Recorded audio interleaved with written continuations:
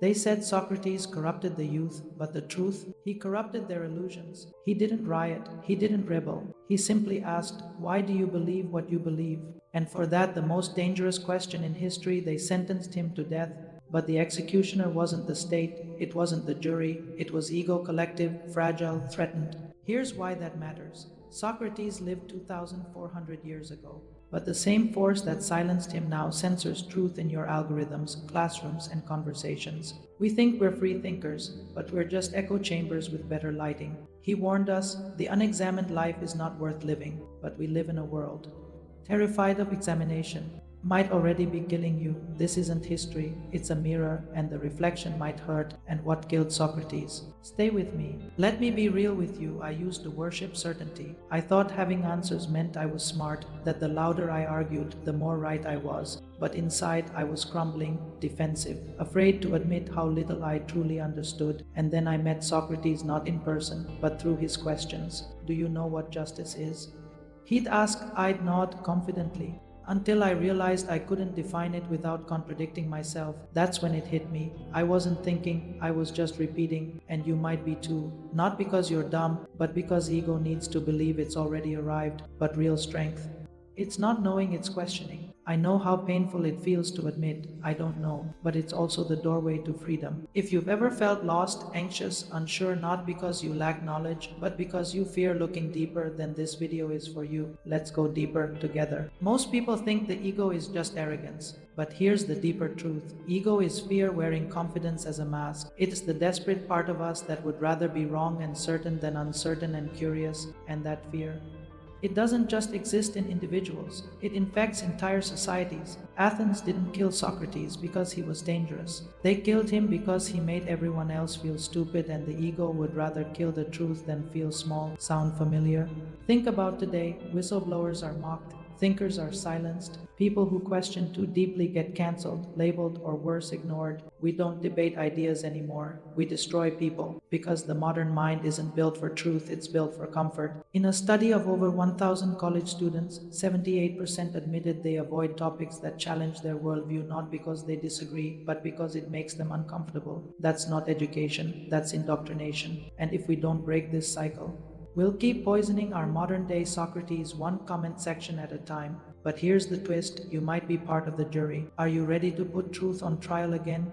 We've been taught to fear being wrong, but what if being wrong is the only path to being free? Socrates flipped the entire idea of wisdom. He didn't claim to know more, he claimed to know less, and that was his power. He shattered the illusion that knowledge is just collecting facts. Instead, he showed true wisdom begins with realizing how much you don't know. Now imagine applying that today. In a world obsessed with hot takes, viral tweets, and fake gurus, imagine saying, I don't know, but I'm willing to explore. That's not weakness, that's warrior level humility. Here's the revelation. The ego builds a prison made of opinions, and the only key is curiosity. But most people don't want to escape, they're comfortable. In that prison, it protects them from shame, from growth, from change. The question is, are you?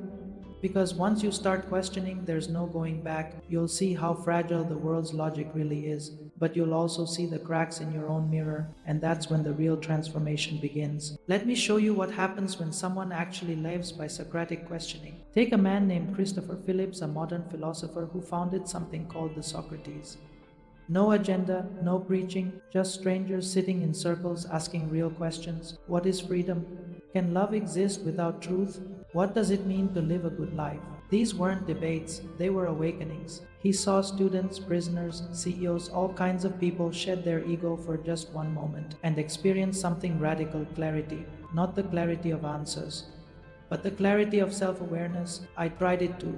For 30 days, I committed to not arguing a single belief, just questioning it. The result? I didn't just think better, I lived better. My relationships deepened, my anxiety dropped, my need to be right dissolved, and I stopped reacting and started listening. Here's what that proves. Ego screams, wisdom whispers, and when you quiet the ego, you finally hear the truth. That's not just philosophy, that's freedom. So how do you kill the ego? Before it kills your truth, Socrates left us a method, simple, ancient, dangerous to the insecure. It's called the Socratic method, and here's how you can use it today in 3 steps. Step 1. Suspend certainty every time you feel absolutely sure. Pause, ask, what if I'm wrong? Certainty is ego's favorite drug, and withdrawal is the first sign of awakening. Step 2, question the foundation. Take any belief, political, religious, personal, and dig. Where did I learn this?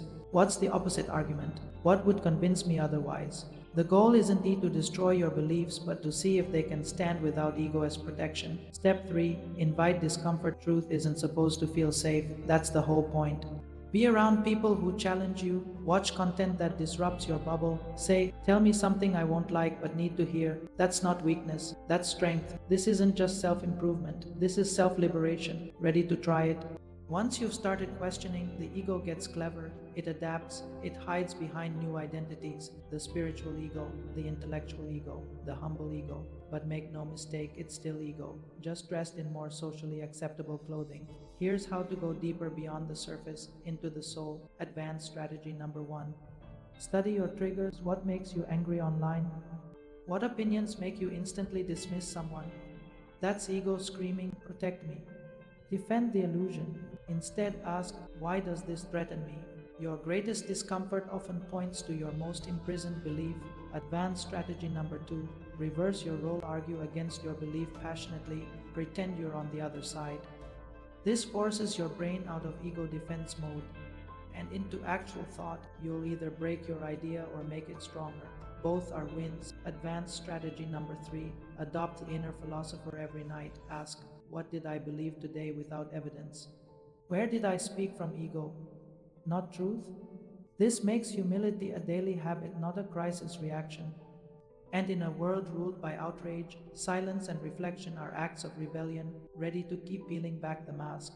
Let's be honest, questioning your beliefs sounds noble. Until you actually do it, it's terrifying, because the ego doesn't just protect your opinions, it protects your identity. When you start asking real questions, you don't just lose ideas, you lose parts of yourself, and that's why most people quit. Obstacle 1. If I question everything, I'll be lost. That's the fear, but here's the truth. You're already lost, just too distracted to notice. Socrates didn't have all the answers. He embraced the unknown. Real clarity comes after confusion, not before it. Obstacle 2. People will reject me. They might. Society crucifies its thinkers and crowns its flatterers. But would you rather be accepted for a mask or rejected for your truth?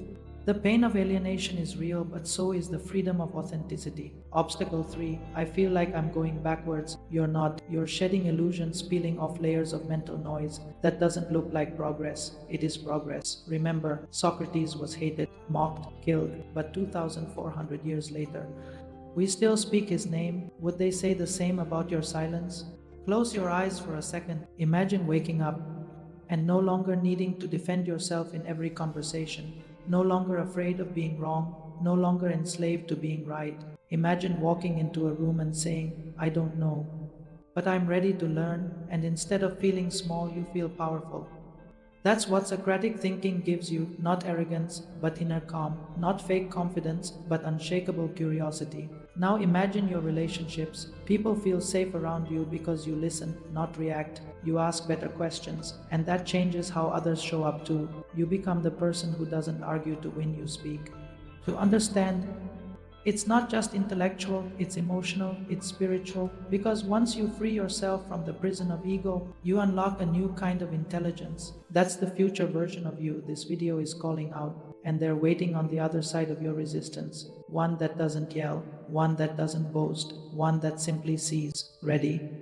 So now the mirror is in front of you, not a history lesson, not philosophy trivia, but a personal revolution. You've seen how ego, the same one that killed Socrates, still rules our world today. It silences voices, kills curiosity, and trades truth for comfort. But here's the good news. You don't have to repeat history. You can choose something braver.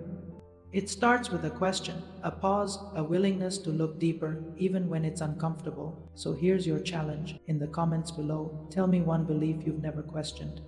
Until now, let's build a tribe of thinkers, a place where doubt isn't weakness, it's wisdom. And if this spoke to you, because next day we're diving into why truth feels like violence, the psychology of offense culture. This isn't just a channel, it's a resistance against noise, against ego, and against ignorance. Your mind is the battleground, but your awareness, that's the weapon. Welcome to the rebellion.